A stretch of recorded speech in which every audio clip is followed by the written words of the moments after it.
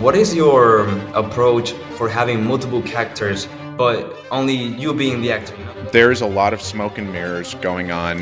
When I first started trying to make these movies on my own, I realized really quickly that trying to act out two parts and have it line up and have it line up in the space in the room and have Yeah.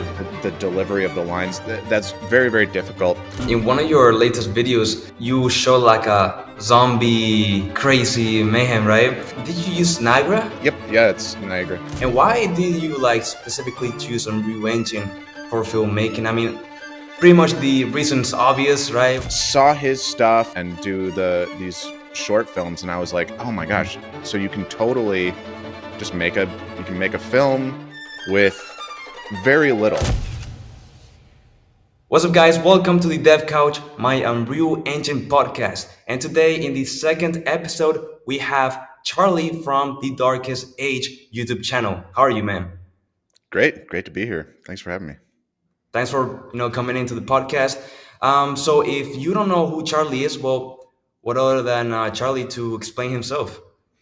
Sure. Yeah, so I started the Darkest Age YouTube channel, I think like last July or so. And so it's only been around for, it's been around less than a year. Oh, And it was really just a place for me to start posting my tinkerings, I guess, in Unreal Engine. I come from a traditional filmmaking background.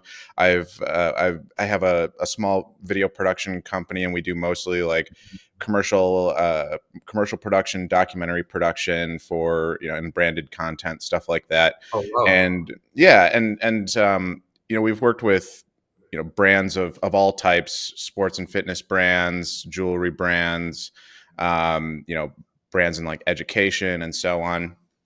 And yeah, but I went to film school, and I've always wanted to be a filmmaker.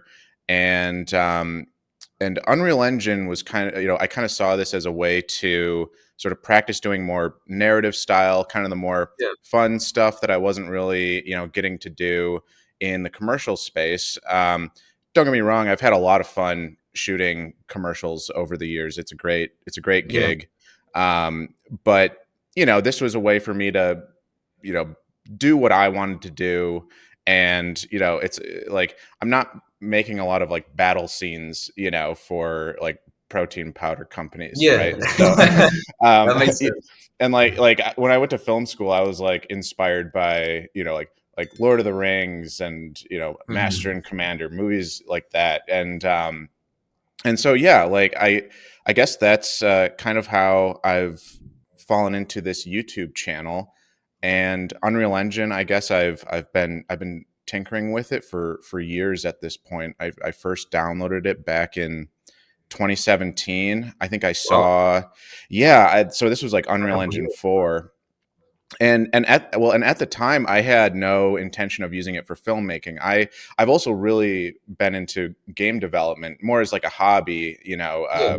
throughout my life. And like back in, when I was, in school, in middle school, even my friends and I downloaded like Game Maker. Have you ever Yeah. heard of Game that? Maker. Yeah. Yeah, I played classic, around with right? it some years ago. Yeah, Yeah. yeah. And so, we were making like little side scrolling games and stuff like that. And Yeah. I almost went into game development instead of filmmaking. And but I'd always kind of kept, I've always loved playing video games. I've always loved the idea of designing games. It's Yeah. actually it's very hard. I've found to get something that's shippable. And I've Yeah. tried, That's good. yeah, I've tried multiple times. But anyway, without rambling too much, yeah, that's kind of who I am, and I guess how I ended up at this YouTube channel. I can Well, go there more you into go. any of that. Yeah, That's an interesting journey and background, honestly. yeah, Congrats definitely. for everything over here. So yeah, I guess that the YouTube channel is really your place, your home to experiment, right, with your own battle scenes, as you said, and do crazy stuff with the tech and Unreal Engine, humans, and crazy things. And why did you like specifically choose Unreal Engine for filmmaking? I mean, pretty much the reason's obvious, right, with all the features and things that's the Mandalorian using Unreal Engine, but why? Yeah, great. It's a really good question. But first, if you are serious about learning and making your first game in Unreal Engine 5, join my Unreal Club. Inside, you will be able to download entire private files from my tutorials, enter private meetings and webinars with industry experts, access exclusive ebooks packed with the best tricks, get powerful asset frameworks to speed up your blueprints, and much more. The link is in the description. With that said, let's continue with the video. I would say I didn't see Unreal Engine as a real filmmaking tool until Unreal Engine 5, and you started to have Lumen and MetaHuman, and and it was around that time when it came out. I think I was following. Do you know JS Films? He's a YouTube Yes, channel. I know him. Yeah, Great so guy. I Yeah. saw his stuff right around that time, and he was using like an Xsense suit and Yeah. metahumans, and he was getting great results and making just like these little short films, and it just totally clicked, right? He was acting out both the parts, or in some cases having actors come in and do these short films, and I was like, oh my Mhm. gosh, so you can totally just make a film with very little, right? So Yeah. I've Oh. yeah, exactly, and so that appealed to me. I remember seeing specifically there was a short film called Irradiation, and it was by this director, this cinematic. He directs a lot of game cinematics. I think his name's Sava. I'm gonna butcher his last name, like Zizkovic. I think he's from Serbia, and this film, Irradiation, was came out online, and it was all done in Unreal Engine. And he came out with a behind the Mhm. scenes that showed kind of his process, and he just showed kind of like flying the camera around and lining up Yeah. shots, and it looked just so natural. It was almost like this perfect blend of playing a video game and making a movie, and it was like, Oh, and you know in this demonstration, it just looked like a magical experience, yeah.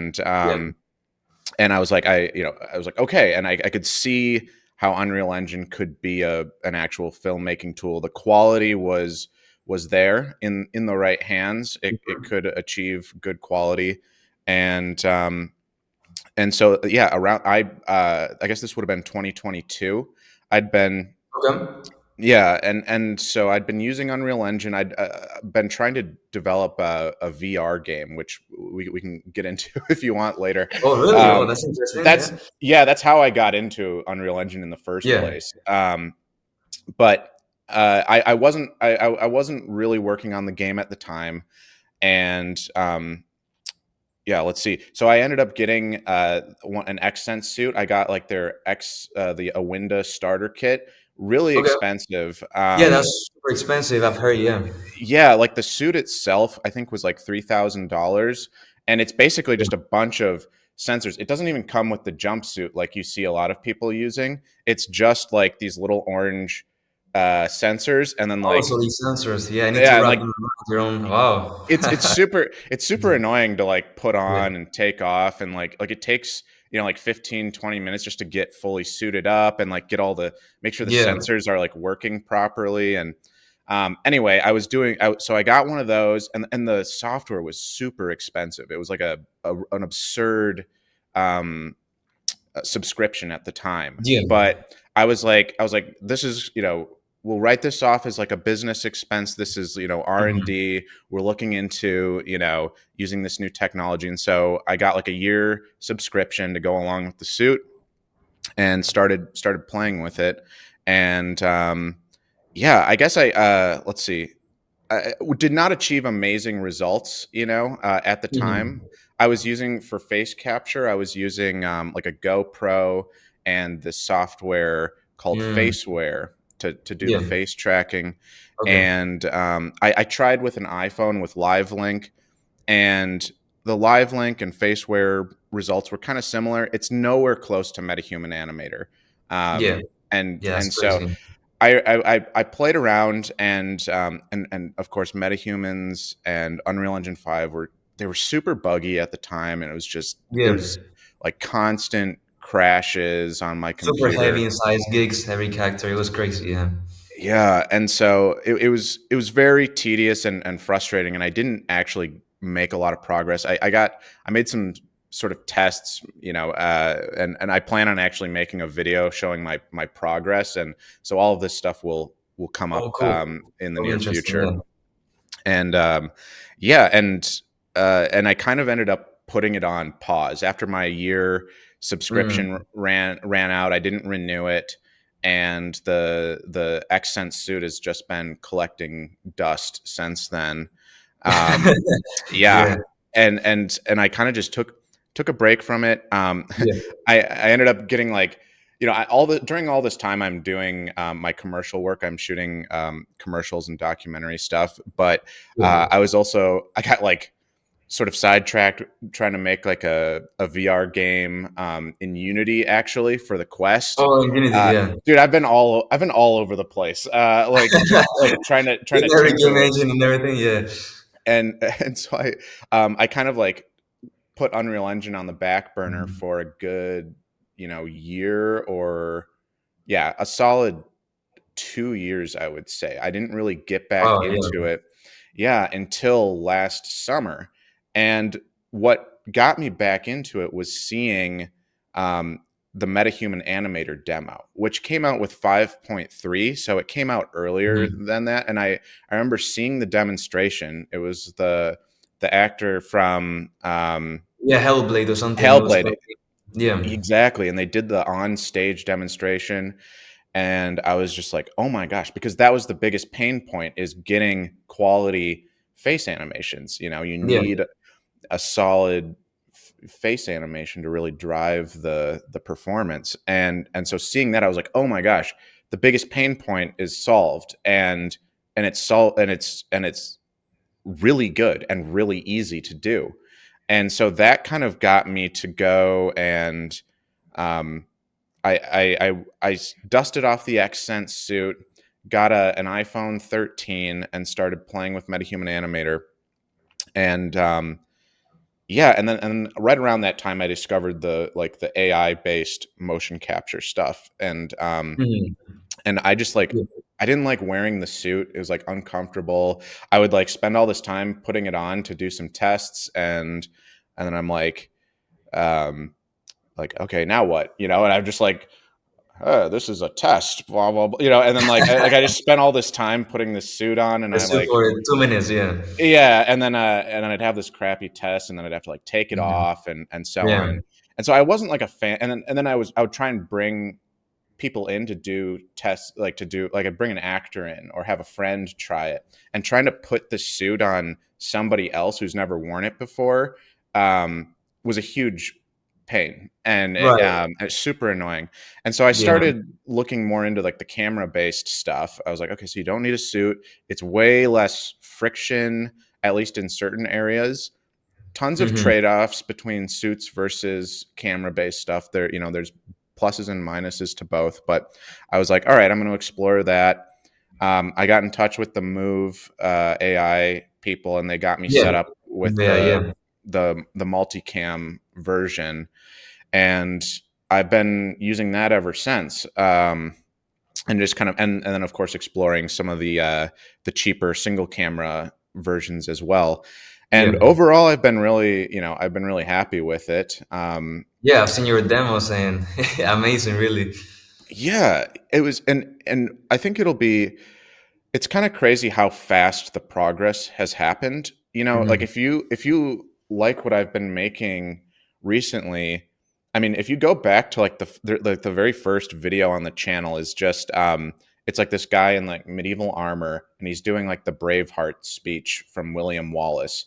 And it's because I've Yeah. had this speech like memorized since I was a kid. I just really liked the movie Right. Braveheart. Okay. And so I was like, it was Something. one of those cases where I'm like, okay, I'm going to do a test of this, of the camera based mocap and the metahuman animator. And I was like, and so I just like said this speech. Anyway, Yeah. that's like the very first thing where I kind of took it, added some cameras, added some lighting, and tried to really like polish it into more than just like a test. And Hmm. I posted it on like the Unreal Engine Facebook group, and people were like, "Oh, this is really cool." You know, I was like, Yeah. "Really? Okay." And so posted it on YouTube. Didn't get many views, and then maybe like 100 views or something, and then like a Hmm. week later I started playing with those orcs. I found those orc characters and had them converted to metahuman. I found someone on Upwork to Yeah. convert them into metahumans, and I took those and made like a little short film of just like some orcs walking through a swamp. And that and then I posted that, and it got like 10,000 views or something on Wow. like a channel with no subscribers. So Crazy. Yeah. I was like, "Oh, okay, so there's something here." And there was no behind the scenes, there was no showing the Hmm. process or anything like that. Just the Um, result. yeah, just the result. And I think Yeah. and it was all about, metahuman animator. Like I'm putting the camera right up in the faces, trying to get the face animation and Yeah. stuff. And yeah, I don't know. I guess it just kind of from there I was like, "All right, I'll just kind of keep building." And people kept asking to see tutorials or more behind the scenes, and so just kind of video by video I would add a little bit more behind the scenes until eventually I Yeah. like made a whole tutorial on like the pipeline I figured out. um, but I want to say to anyone who's like trying to get into this, um, stick with it. The progress is it's a steep learning curve, but once you hit that inflection point, you'll start to be able to create things, um, relatively easily, and Yeah. you'll cross the barrier of Unreal Engine being more difficult than real life filmmaking, and then all of a sudden it'll be this super liberating thing. Yeah. You kind of get through the workflow, you figure out the workarounds for the annoying little bugs here and there, Yeah. and yeah, and you just once you get the pipeline down, it's pretty cool. So yeah, I guess I'm not sure where I keep kind of rambling. So hopefully, No, yeah, all good. hopefully That's we're what we love staying to on hear. track here. Okay. Yeah, I Um, mean, it's amazing. Yeah, so pretty much the YouTube channel came mm, from one video, right? That explosion, that opportunity that you saw there, hmm pretty insane. Pretty insane, I'm gonna lie. Yeah. I mean, I've also played with, for example, Blender and so on in the past. And the hmm thing was the render time, right? You had to work in EV cycles, things like this. It would take like 2 hours to render 15 seconds. And Unreal Engine is in real time with lumen reflections is craziness. So I guess that for cinematics and making whole movies, it has to be super good to test how the angles look and everything. It's just like another dimension almost, right? I mean, the opportunities are crazy. it's unlike anything out there, I think. And I should say I did start in Blender early on. I've been messing around with 3D, and like I got into Blender around 2017 as well. I Yeah, started learning it to do modeling for the Unreal Engine stuff I was doing, and I was also trying to do visual effects in there. I was trying to render stuff out using cycles, and I think this was like right around when EV was coming out, and I don't even, hmm, it might not even have been out at the time.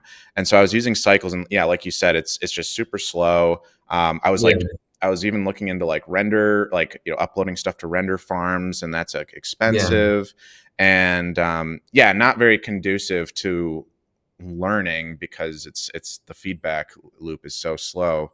Don't get me wrong, love Blender, it can do amazing things. yeah, for sure, Um, yeah, and I should say, like, the reason I'm in Unreal Engine specifically for filmmaking is because of the speed, because of Lumen, and just the ability to render quickly, yeah, and also the animation tools. Like they made a very they made a great pipeline for getting high quality yeah, characters animated using performance capture. So the yeah, whole metahuman animator pipeline plus Lumen, that's why I'm in Unreal Engine. And so yeah, for all of its eccentricities, I guess it makes it worth it because of those tools. yeah, yeah. Like Control Rig, also, right? You can take Yeah, a pre-existing animation, tweak it a bit, and it just works out of the box. That's kind of crazy too. I have some friends that use only control rig to make animations, even from scratch. It's kind of crazy, yeah. Yeah, definitely. And now with like I've seen people using like Cascadeur, Yeah, that's good, yeah. for with like really really good results. I need to start getting into that too. I think that's a really good piece of the pipeline. But I would not be Yeah. surprised if Unreal Engine just kind of develops similar tools Oh or yeah, or hopefully something. So that yeah, will be and insane actually. all be Yeah, an engine. Yeah. yeah. Um, let's That's see. really insane. Yeah, yeah. For example, I have a Rococo suit. Hmm. I think since summer I have it, and mocap is really cool because I've never been able to like 3D model and keyframe stuff to make animations. So mocap was cool to make animations and so on. But of course, putting the suit and everything was also like it was time consuming, right? So. Seeing your latest videos using the mocap AI, right? That Hmm. was like crazy, just from the phone. Even the demo that you shoot like running around the street, Oh yeah.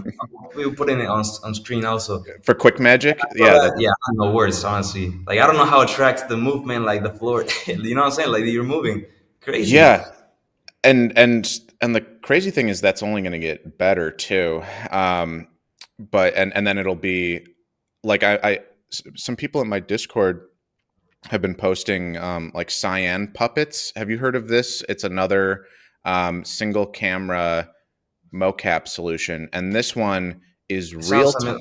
familiar. Yeah, it's another Chinese company. It's real time, so it's tracking just like you would get Hmm. with the Rococo suit, seeing it in Unreal Engine, real Yeah, time and locally processed on your computer. So you download an app to run it. So you're not like kind of the downside to using the AI camera based stuff right now is you have to record it, upload it to some server somewhere, pay some mhm. credits, and then you get the animation back in maybe a couple Yeah. minutes, You don't see maybe the a couple output hours. as you record it. Yeah, yeah. Exactly. And then, it's going to some other database and you're paying for it. This is free running on your computer locally. Wow. It's pretty crazy. Yeah. Yeah. It's not quite as good as I shouldn't say that. I haven't tested it thoroughly yet. It looks very comparable to other single camera um, solutions out there, even ones that are processed in the cloud. So I'll be Yeah. looking into that soon. But Oh yeah, I would love to see a video on that. yeah, but yeah, quick magic and the ability to use a moving camera was really cool because Mhm. something that I've always, one of the limitations to camera based mocap is, you have to set up cameras and then you're kind of constrained to that space, that your Right. that the That cameras can specific see. room or area, yeah.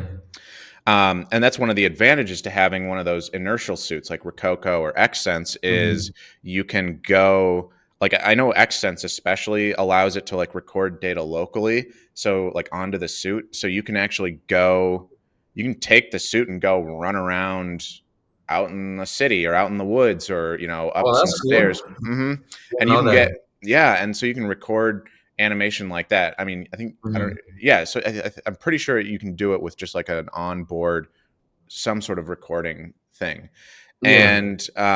and so that's a huge advantage to that.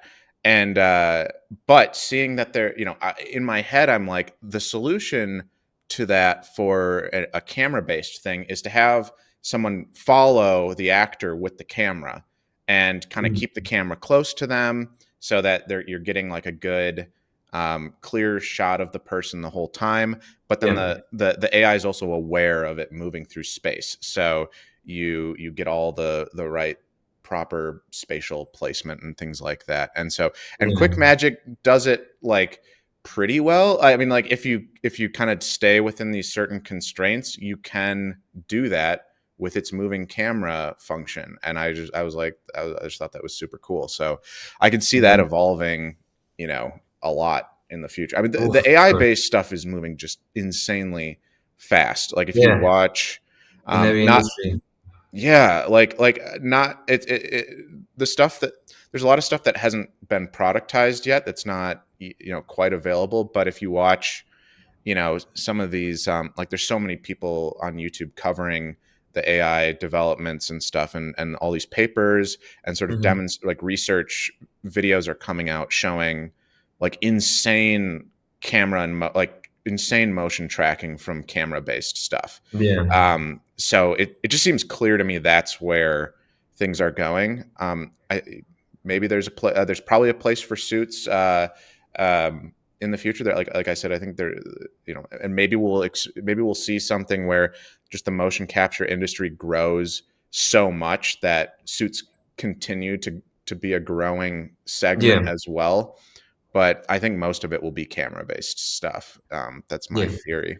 That's really what I see the same with in the future. For filmmaking and everything, just the ability for anyone at their home with their phone to make just mocap right out of a shot, and not necessarily have to put in all the sensors and setup and everything. And at the end of the day, it's also way cheaper, right? Just with your phone, little maybe subscription app or whatever it is. But that's really, I think, what the future is gonna be like for all these people, especially at home. I don't know how much it will take to get into the AAA space and Hollywood and all this stuff. Because of course they have crazy gear to be super accurate, things like this. But it's some really interesting things to see. And honestly, I didn't think it was possible until I saw your videos on your channel showing it. So so people, if you wanna see like the latest tech in like things like this, like his videos are golden. Especially when they work with Unreal Engine. Yeah, I will say this. I don't think Hollywood quality is too far away. I think that is Mm. possible at home. I think that gap is closing. Um, it's not there yet, but uh, there's, for example, the face animation. MetaHuman Animator is kind of like a perfect example of it. Is the just out of the box MetaHuman Animator animation? Is it Hollywood or like AAA studio quality? Yeah, It's yeah, close, in my opinion. It's close. hmm, Maybe yeah, not quite there. It still probably requires an artist who really knows what they're doing to go and take it to the next level. But for my purposes, it's close enough. It gets you, I don't know, 90% of the way there.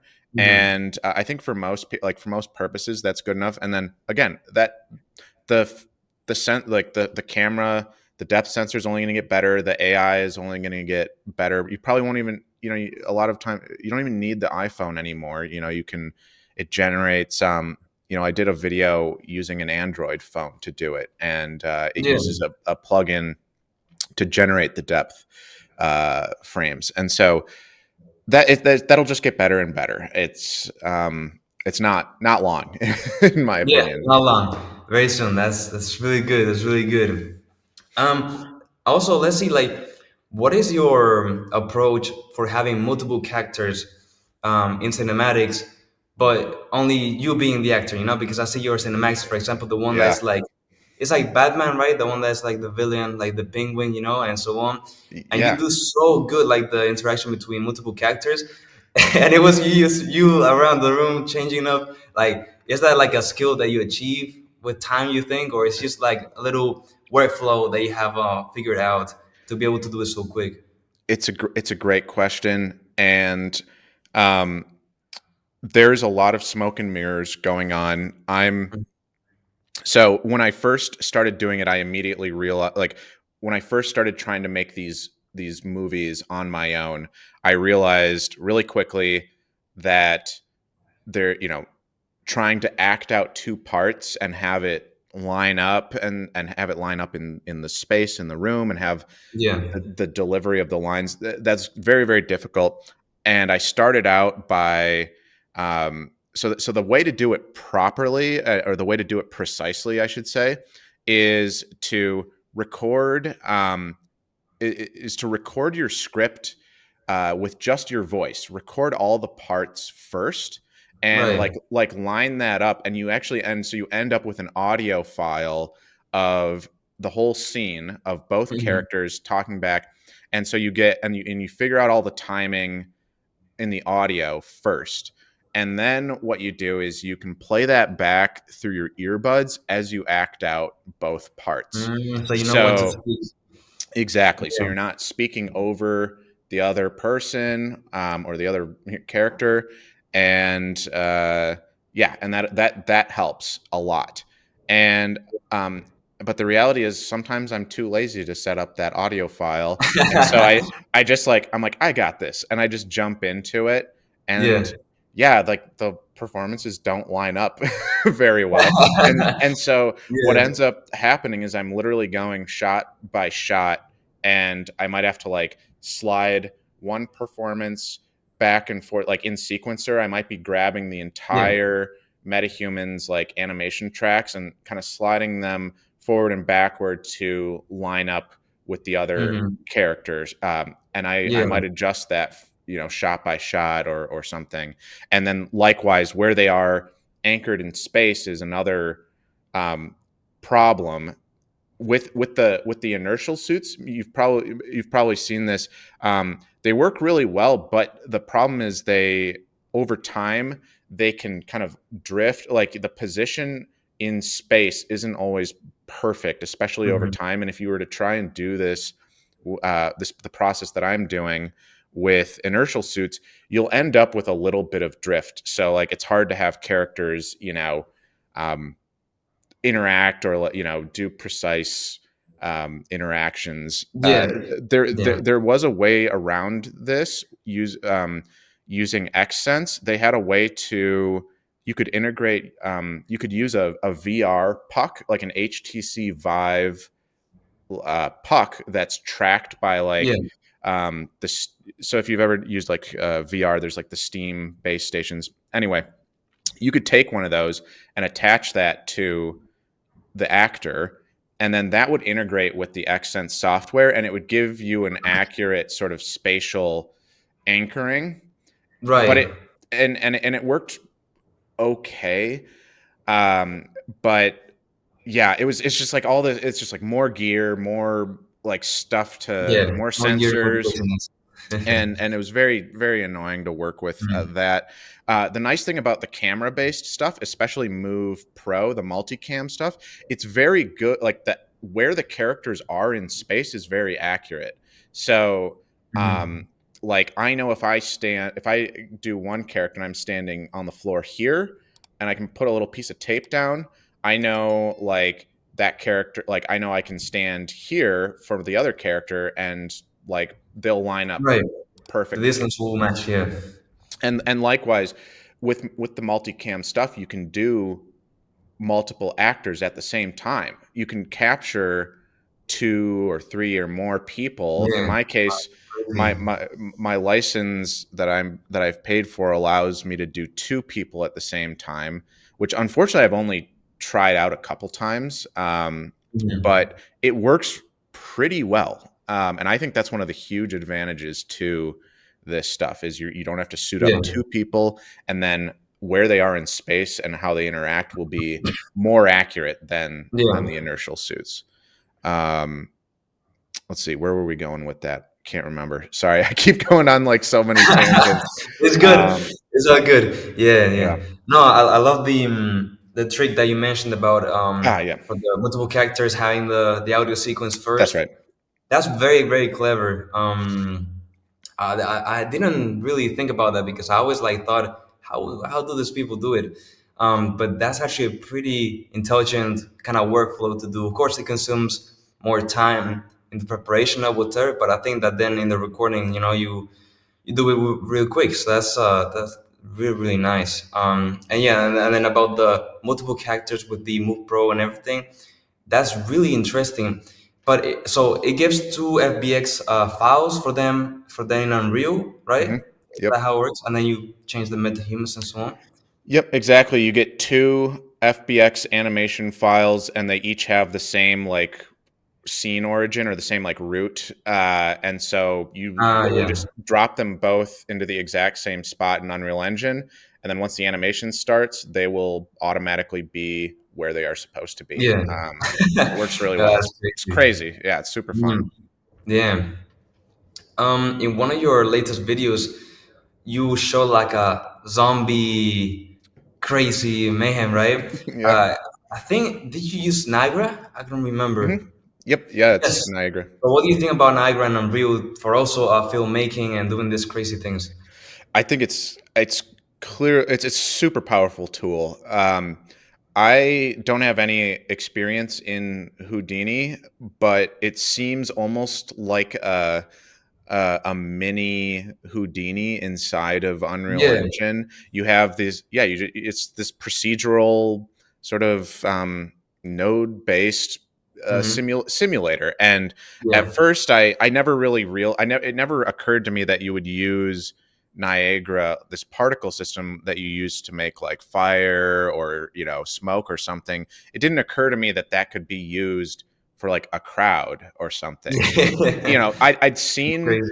examples of it on YouTube. I'd seen like crowd simulation using Niagara, and I'm like, I don't even get that. I don't get it. How? Yeah. And there were some videos out there kind of explaining, but like um, my just understanding of Unreal Engine wasn't quite there to fully understand how it was put together. But just kind of over time, I started to like realize, okay, now I understand. They're taking these skeletal meshes, they're converting them to static meshes, they're animated through like the animations get baked into the materials, like Yeah. into the and that's way more performant. And then those are then become the particles, and the particles can have all sorts of different behavior. They don't have to be just kind of like floating, Yeah. smoke Exactly. or fire. They can have gravity. They can follow, like they can be made to face,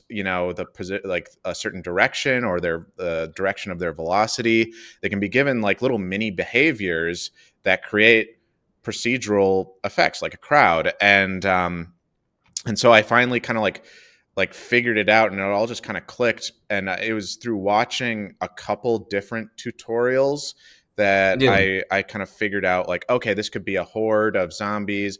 I saw that the YouTuber Code Like Me, I think he has Yes.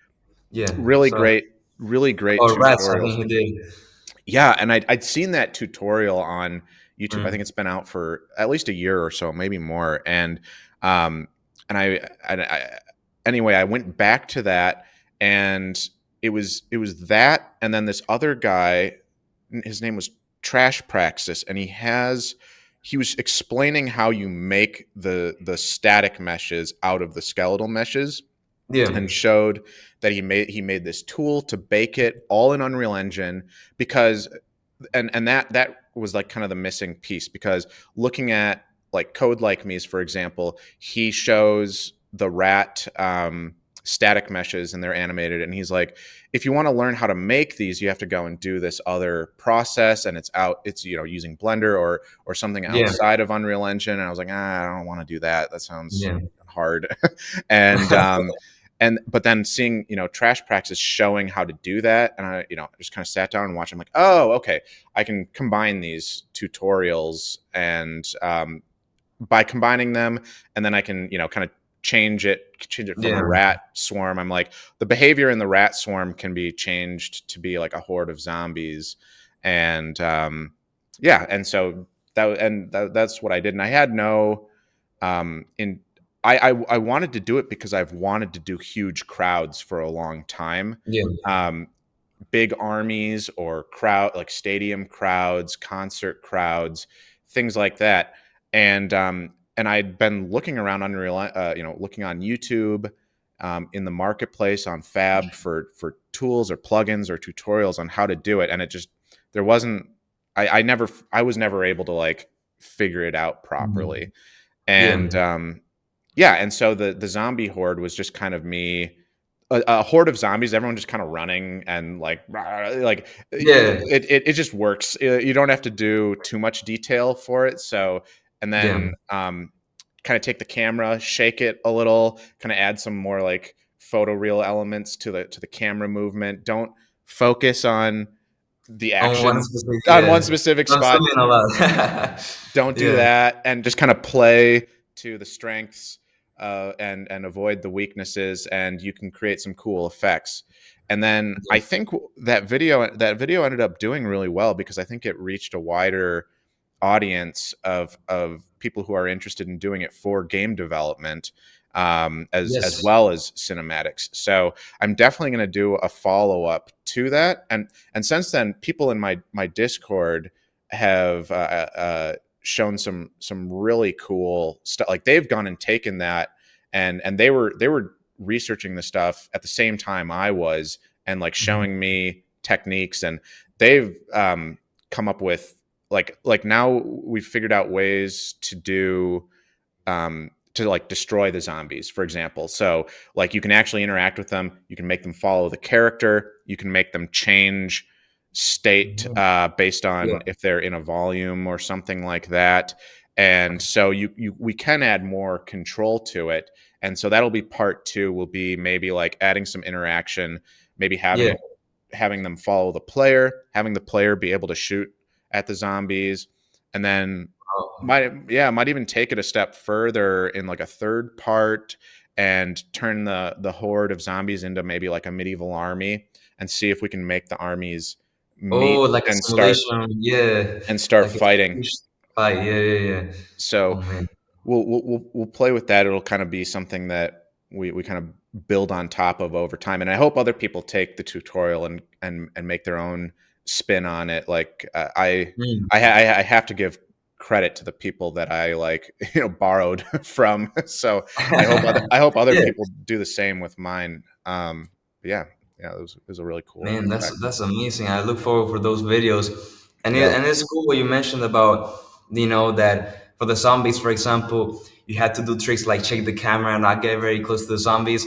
And that's I think the difference between also game dev and cinematics and so on is that in game dev everything has to be like more polished, right? Because the player can do whatever they want, right?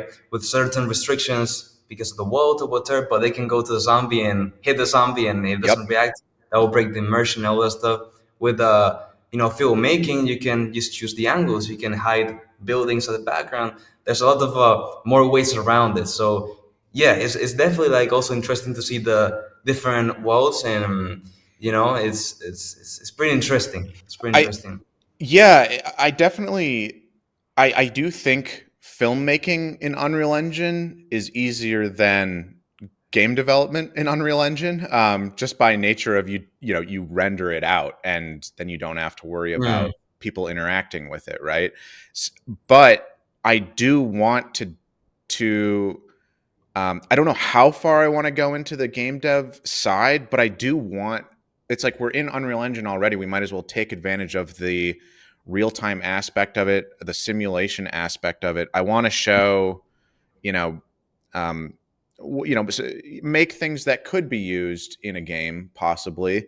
Kind of show maybe like the filmmaking side first, but um, yeah, I don't. I guess I'm not entirely sure where I'll take that side of it, but I definitely want to Yeah. expand more, learn more about the interaction aspect of it, because it can Unreal Engine can be used for so many things.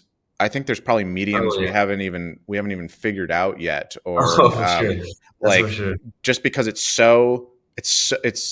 effectively it's like a simulator. It's like a real life Yeah. simulator. Like it looks real. The physics are, realish. It's all Yeah. realish. It's getting there. So who knows what can be done with it, creatively or technically. Yeah. So I'm definitely gonna keep exploring that stuff. Yeah, yeah, it's interesting what you said.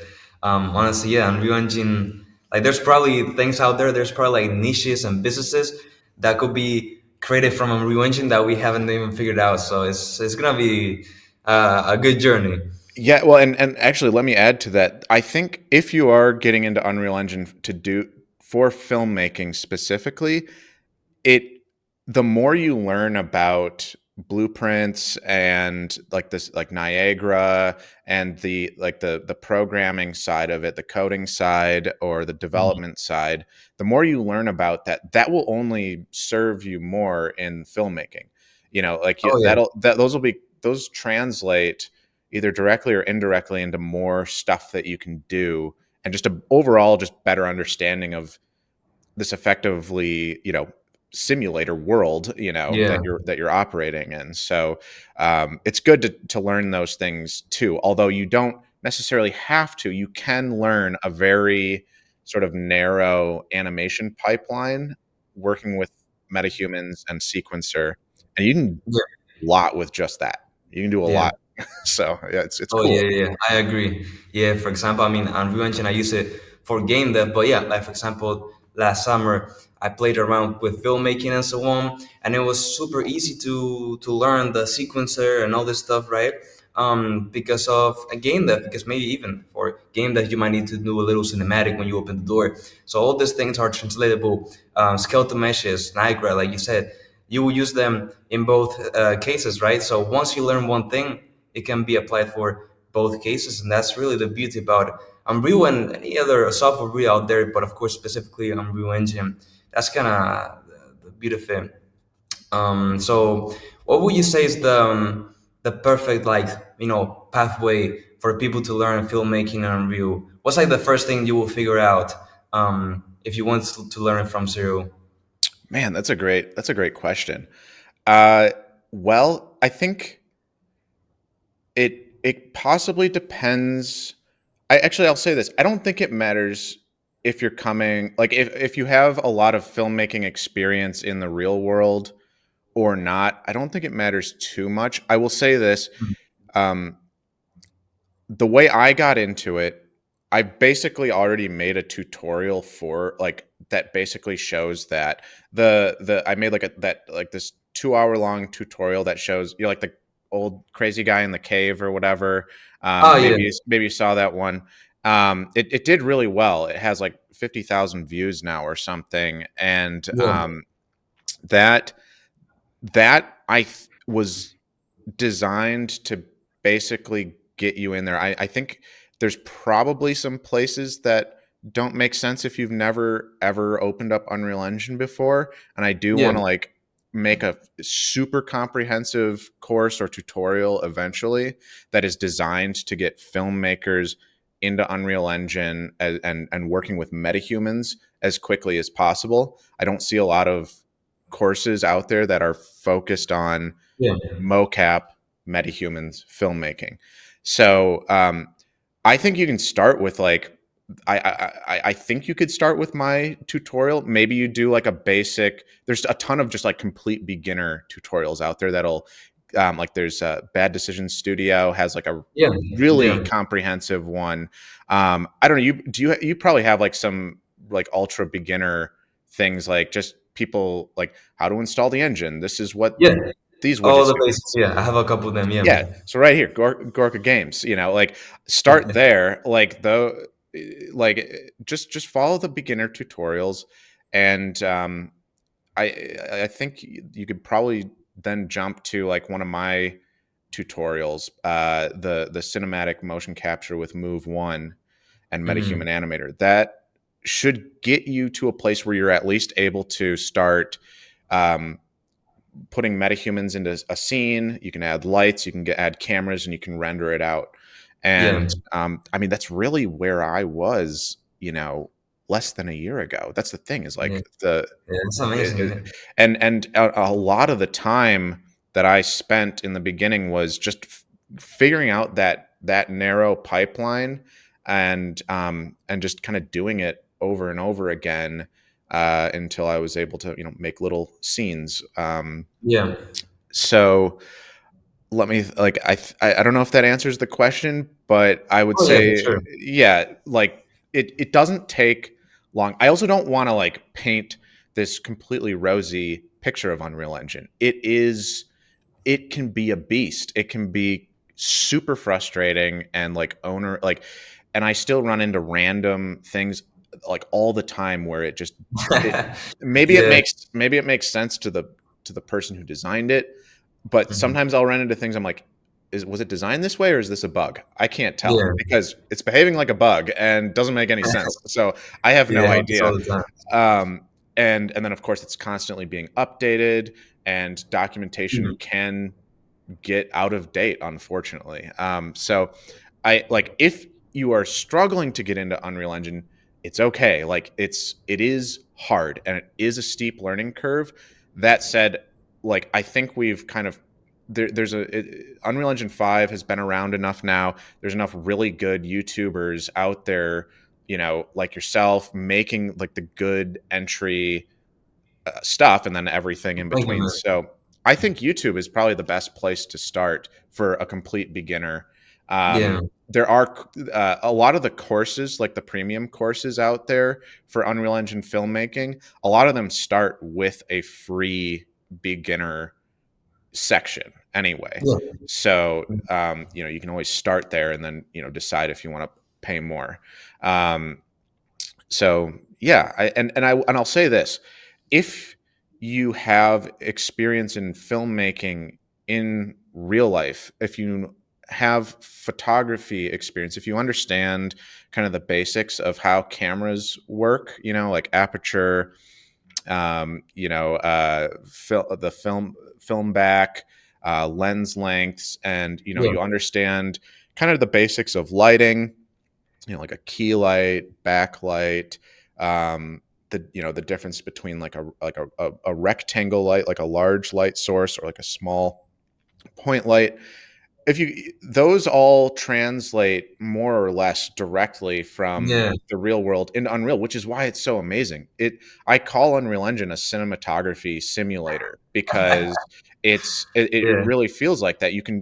I can literally set the camera settings to the exact same that I would use on a commercial shoot.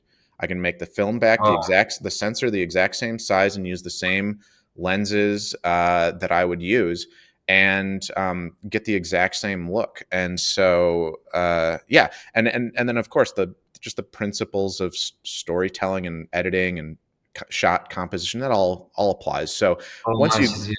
yeah, so and there's a ton of amazing, developing taste and like filmmaking fundamentals that's just everyone's own personal personal journey. Yeah. You're just gonna have to watch a lot of movies.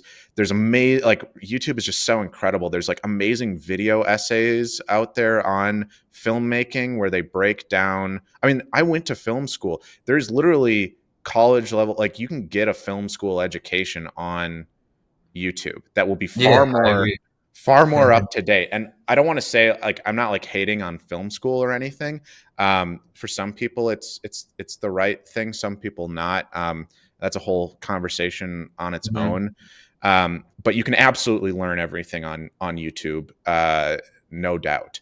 And I mean, when I was in film school, this would have been like 2007, 2008. I was I was literally learning on 16 millimeter film. Well, the cameras we were using were from World War II. They were the same. Wow. They're Bolex wind up cameras that shoot on 16 millimeter film that were literally used Yeah. in the invasion of Normandy. It's crazy. And they were teaching us that in film school. Now, I also think that was really cool. I'm like, okay, I learned on actual film. I learned how to cut and splice, and but yeah, you don't need all of that stuff. You can learn it all on YouTube, I guess, is what I'm getting Yeah. at this point. Yeah, It was a nice extra experience. Yeah, yeah, that's exactly. cool. Yeah, but exactly like what you said, like everything in real life matches with Unreal Engine. When I started playing around with the filmmaking like last summer, and with the cinema cameras, because in Unreal there's two types of cameras: the gameplay camera that everyone uses and the cinema one. The Hmm. cinema one has all these crazy lenses and aperture things. I don't know how to use, but a filmmaker does.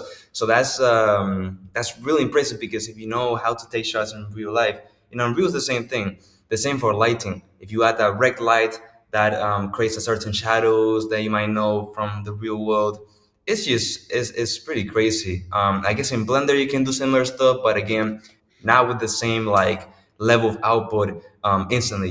I mean, you're literally seeing the output in real time. So that's really the thing there. Yeah, I would say um, if you don't have like the lighting and camera knowledge, but still want to do filmmaking, again, it's super like just looking up some basic camera tutorials. I don't have, and I'll make these myself too for my own channel that are like Yeah. specifically targeted to this audience. But it's not hard to learn.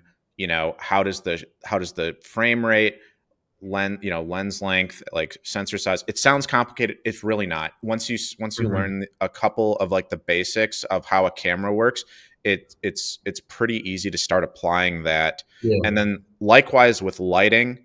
I mean, it's taken me years to learn how to light well, but you can learn the basics very easy. There's like a few pointers that will get you like in the right direction very early on, and I Yeah. intend to make tutorials on that too. So there'll be like That'll be lighting amazing. Yeah. and yeah, and camera specific tutorials Yeah. as well. But there a lot of that does exist already. So Yeah, YouTube tutorials are amazing, man. Yeah, and I really like the workflow that you mentioned before, which was that you combine tutorials for the Niagara zombie effect. You saw this tutorial, saw this other, and you used it to create your own. That's what I always say. Like, you don't specifically need to follow tutorials, you know, with the YouTube tutorial on the second monitor and copying everything. Like you can just see it, learn from it, use other resources, and kind of try on your own. Really, when you try on your own and experimenting things, that's when you actually learn and it sticks on your head because it's just cooler, and your brain just picks it up. So right now online and YouTube and everything, it's just the best moment to get into real filmmaking, game dev, everything at once. So it's really really cool. I believe we are currently in at the beginning of a golden age of content and like artistic creation and technical creation on the game dev side. I I know in the questions you sent over, I know I saw there was like an AI question. How I want to just like address that, like Yeah, how, go because ahead. I have a ton of thoughts on how AI is going to affect things, and filmmaking and game dev. We don't have to get super into the weeds, but I will say, um, short to medium term, I think it's a golden age, and people should jump in there like as quickly as possible Hmm. and start learning and creating. If you've been doing it for a few years or have been doing it as your career, you're perfectly positioned to utilize these things, to learn these tools quickly and start leveraging them. And if you're a complete beginner, you know, you have the ability to learn a completely new, like these really powerful tools from, right as they're coming out. Yeah. That said, I'm kind of, I'm not like an AI doomer, but I'm of the belief that AI will it will get good enough to do everything Hmm. humans do. And I Yeah. actually believe that on the creative side too. I Yeah. yeah, it's kind of like a sad outlook, I guess. And I think there's kind of like, I'll say there's like a twisted irony of like to AI sort of like encroaching on the creatives and like the artistic side first. Like we're seeing like generative art, for example. Um, but there's no reason AI won't be able to do all the white collar jobs as well. There's no Hmm. reason why, um, like C-suite jobs, like everything will be able to be done by AI better than Yeah. a human eventually. And what that Yeah. means for society and art and so on, I have no idea. But I do believe there is a golden age right now where these tools are still, they're becoming really really good, really powerful, but they still respond to like the human touch, I guess. Yeah.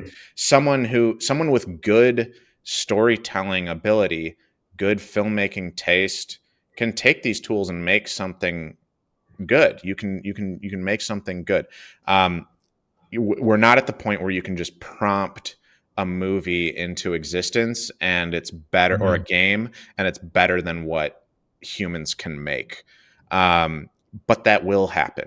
It will. Yeah. i We're i getting like there. Yeah. I hate to say, and I like, maybe for better or worse, but I think that will happen, and I don't really know how to Hmm. prepare for that. Hopefully that's not Yeah, like a Debbie Downer for the end of the podcast, but it's gonna take some, yeah, some practice. I always yeah. say the same, like, it's the opportunity right now to learn AI before anyone else. You have an advantage. And you really, like, for example, this moment, you can use AI as a tool instead of this robot that does everything for you, you know? If you're not good at making models, you can use these tools like Meshy AI, which does 3D models. I don't know if you've seen it. Yeah. If you Yep. are Totally. a filmmaker, but you're not good at stories and you just want to make some practices, ChatGPT will make you a script, you know, not the That's best true. one right now, but it will be pretty good to get started, you know, all this kind of things. It's just crazy, honestly. Like it's as if you hired a little manager to help you out in anything really nowadays. So it's AI is getting crazier and every year it's insane. I mean, now I'm seeing also like high gems, I think they're called, whatever, which you can basically record one time, like a recording of you, Oh yeah. and then you can like train that model, and then basically you can turn a script into a recording of you without you recording. That makes sense, right? Like you basically Totally. you build your copy and you Oh, can write. And I've you used use it, HeyGen a lot. Yeah. yeah, I, it's good. I, I think it still has a ways to go. Right now, like text to speech style stuff is it's getting better, but the text to speech in particular, it's lacking proper like context of what it's actually talking about. So, yeah, like on 11 Labs or in HeyGen, you can kind of turn up the variability, um, so it's not just like monotonous robotic, saying the words, but it's not understanding the context of what it's saying. yeah, like expressions and things, right? So I feel like the best way to use those tools right now is to like, so say you're using HeyGen, um, or or 11 Labs, is to actually read or give a human delivery with your own voice and how you imagine it, or have an actor do it, and Yeah, then morph that into whatever voice I've seen you that want. too. Yeah, yeah, Then you're getting the prop, and I like that a lot. It gives it still kind of retains the human, there's a human still in the process there, and there's still a performance. You're just yeah, changing the voice the same way you would apply makeup to an actor or a costume or something. exactly. So Yeah, I think that's like a really powerful tool. Eventually, the text to speech though, it will get good where you'll be able to just put in a full blown audio book, and it'll read it with all the yeah, emotion and like, contextually aware, awareness that that it needs, and yeah, it's only a matter of time. yeah. But I agree. in the meantime, it's fun. Yeah, yeah, for sure. It's a good example that you said there. Yeah, so to kind of finalize everything, do you think there's any like plugins out there in Fab, the marketplace, or that people can download to make filmmaking and real easier? Or do you really not rely on any plugins? Maybe your own kind of custom build workflow, and you stick with it. Yeah, no, there are some really good ones out there. I use the asset store. I use Fab heavily, mostly for like environments and for like outfits and stuff. Yeah, I usually don't like to. I'm not like a great 3D artist, so I don't like to create everything from scratch. So yeah, I yeah. use the environments and like metahuman clothing very heavily. Um, Plugins, there's one that I have my eye on that is supposed to be coming out very soon. It's called Overcrowd, and I this think I've is seen for it. doing massive crowds at like, just Mhm. like the Yeah, zombie thing. In fact, when I was researching the zombie tutorial, I saw videos for Overcrowd, and I almost didn't make the zombie tutorial because I'm like, everything's right here in this asset. yeah, But the asset was taken off the store by the developer to kind of to revamp the layout and add more functionality, and so right. it's been off of Fab for a few weeks, and in that Yeah, window I released the zombie tutorial. yeah. But Makes that's sense. Yeah, and that's coming back. I don't know how much it will cost. So it looks amazing though. It basically has all this functionality to do. Uh, it allows for huge crowds of metahumans, for example, Yeah. and you can make your instanced static meshes out of modular skeletal meshes now. So in my zombie tutorial, I'm just using a single skeletal mesh and converting it. But now you can take, say, a metahuman with a ton of like, clothing or like, Yeah. stuff added to it. And it will bake all of that. So if you were like making, medieval, uh, you know, uh, soldiers or something, you could add a bunch of different things and get the same effect, and it retains like facial expressions and stuff you can bake in. So that's what I have my eye on. As soon as it comes Mm. out, I'm Yeah. doing a video on it, and yeah, and that said, I still want to continue to do the zombie tutorials, at least Yeah. the second part, just to kind of close the loop and have there will be Yeah. like a free version out there that people can Can you follow? Yeah. so but yeah, other than that, I can't really think of anything off the top of my head. I mean, I just want to say like William Fauché. I hope I'm saying his last name properly. Faucher. He has a couple like really basic tools like called Easy Fog and Easy Rain, which Ah, they're just yeah, I've seen them. like Yes, they're easy. pretty good. Yeah, Yeah. yeah, Easy Fog, super simple like Yeah. asset. It's like $10, but it's just like these cards of fog that you drop in. You Something put so on the simple, level. but yeah, little things like that help. I think they're good to have in your toolkit. Yeah. But there's like Lightforge, which is a plugin from Boundless Entertainment. I bought that and was using it. I think it helps. It's I'm like not entirely sure. Like I think it makes my renders better. It's basically something that optimizes all of your lumen and like Right. render settings Yeah. really easily.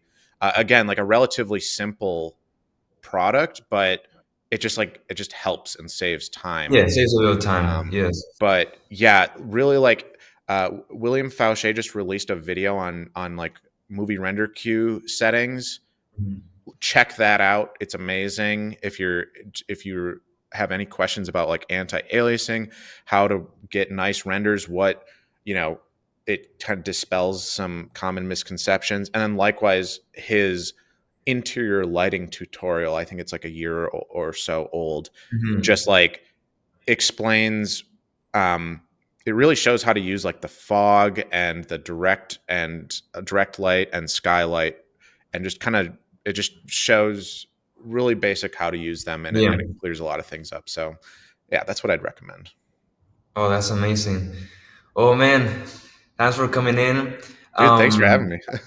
my pleasure, man. As a closer, I know you kind of answered it before, but are you planning to make any game in the future with Unreal?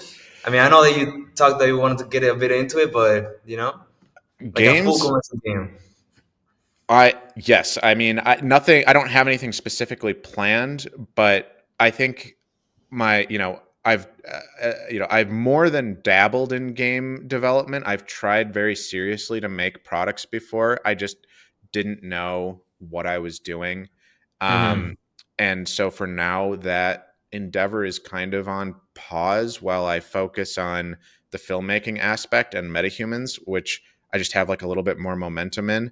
But i I do have a love for VR, but that is also I don't want to say it's waning or it's like fading a little. I just like, man, that whole industry has really struggled to like to really Yeah, launch, in my I opinion. agree. Yeah.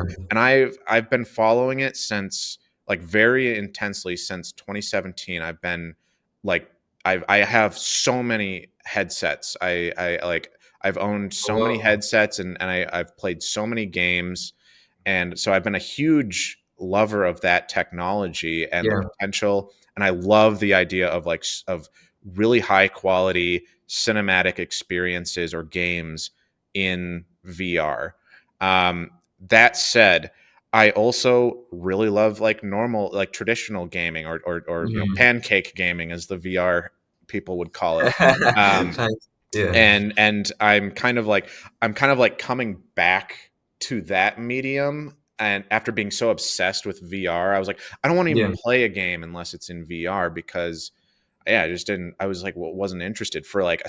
solid 5 years or something. And now I'm like, okay, maybe not so much be obsessed with VR, And so I love the idea of more cinematic games. I love you know uh yeah, like more story based games. But I also love co-op games in particular. I think Yeah. we need more great cinematic co-op experiences where you're playing through a story with your friends. Like I played like the like just like the one of the Gears of War games I played, like during COVID online with like a friend, that we just Mm. would get together and play online, and it was so fun just to like play through a campaign together. Yeah, like And a massive story campaign. Yeah. yeah, like and so I like that. I would love to develop stuff like that eventually, and I think the crossover Mm. from working on metahumans and cinematics, I mean, it Oh yeah. translates That directly. was taped And together. so but what the theme is, what the story is, I don't know. Yeah, we'll see.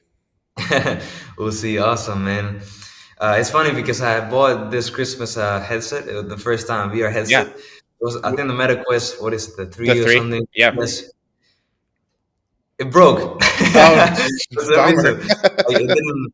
It didn't break like physically, but when I put it on, it like bugged and it Ah, froze. And weird. I think I need to like replace it or something. But it's a popular problem for that Quest. Weird stuff. I wanted to get into the VR world, but let's see. Probably later this year or something. yeah, I think it's going to continue to develop. Um, but yeah, I think we have a ways to go before the headsets are comfortable enough, and just the whole, Mhm. and it just becomes a more compelling experience to more people. Yeah. But yeah, so it's not going away. I think it's just going to kind of grow slower than expected. So Yeah. Let's see. Let's see. Well, thanks again, man, for joining yeah, the thank you. podcast. This is really fun. Yeah. Everyone, check out The Darkest Age on YouTube if you want to see the best like filmmaking stuff for Unreal Engine. I think the best channel out there for filmmaking on Unreal Engine, Wow. if I'm being Thank honest. you. Thank you. Showcases are crazy. I think you actually released a video like 2 or 3 days ago, something like that, right? Hmm. So check that out. And yeah, I'll link the Discord, his channel, and everything. His Discord is pretty good because it's a community of filmmakers in Unreal. So if you have like any question or whatever, like there's gonna be a lot of passionate filmmakers out there. With that said, thanks for everyone tuning in to the Dev Couch. And yeah, see you in the next episode. Charlie, thanks for coming, man. Thanks a lot. See ya.